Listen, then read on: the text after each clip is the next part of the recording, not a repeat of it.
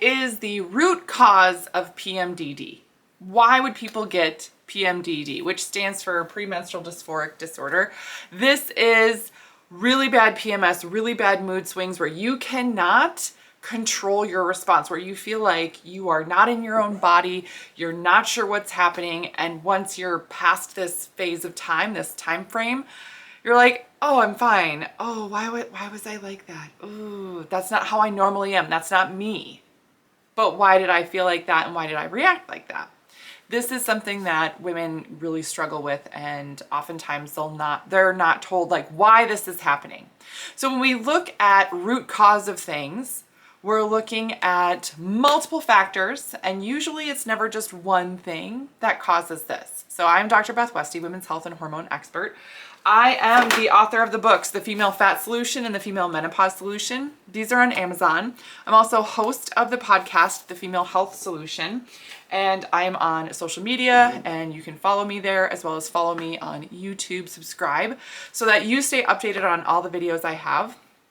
But when we talk about stuff like this, I really want to highlight the fact that it's really easy in our Western medicine brain to want to try and find like the one thing that causes the problem.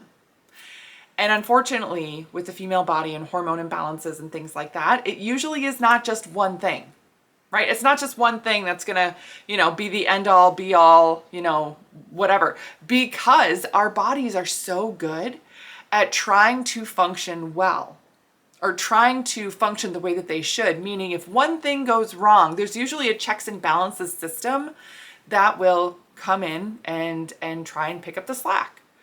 Unfortunately, that doesn't work, or that kind of falls apart when there's multiple things going on. So this is not an exclusive list. These are just some common things that I see when I do hormone testing with people.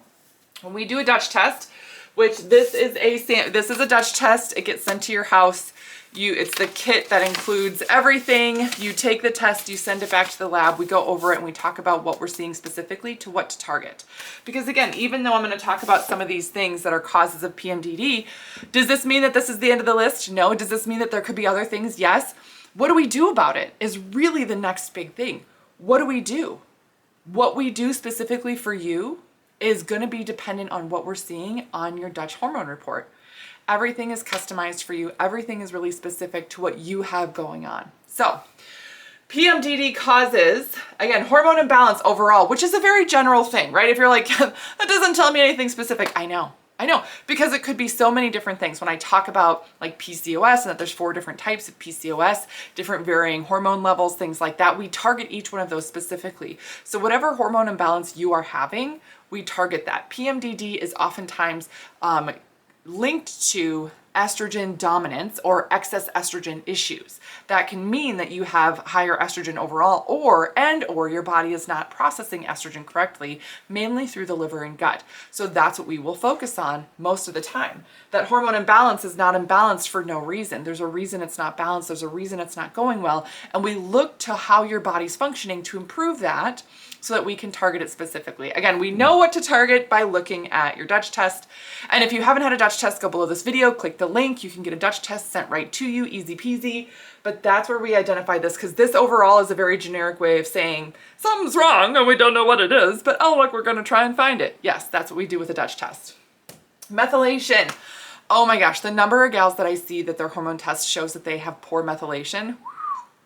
So many.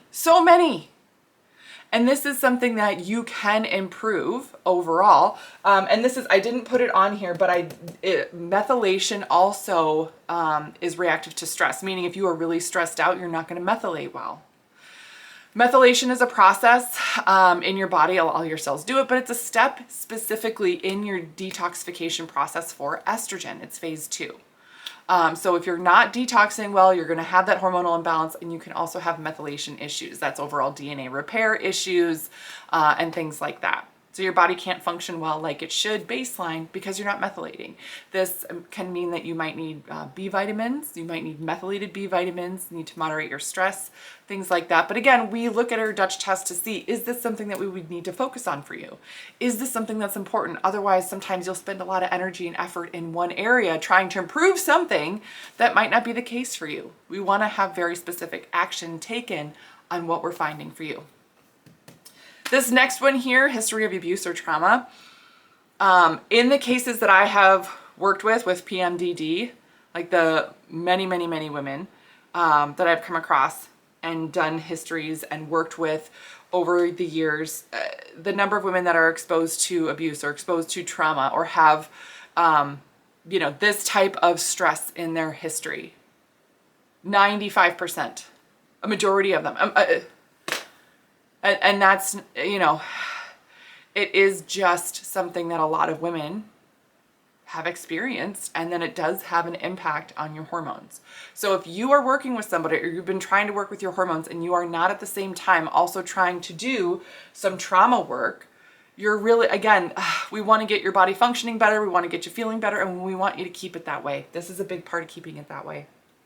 The last piece here is nutrient deficiency. If you're not processing your nutrients correctly, if your body is not functioning the way that it should, it's really easy to get nutrient deficient, even if you're eating really healthy and clean. And it doesn't have to do with how much you're eating. It actually has to do with what you're absorbing and processing. It's not what you eat, it's what you absorb, and that has to do with your gut health as well. So nutrient deficiency is also tied to your gut health. So all things that we look at and check, again, we look at a Dutch test, make sure things are functioning the way that they should, and dive into it. So that's what I got for you guys today. Thank you for tuning in. Let me know if you have any questions. You can leave a comment below. I do check the comments.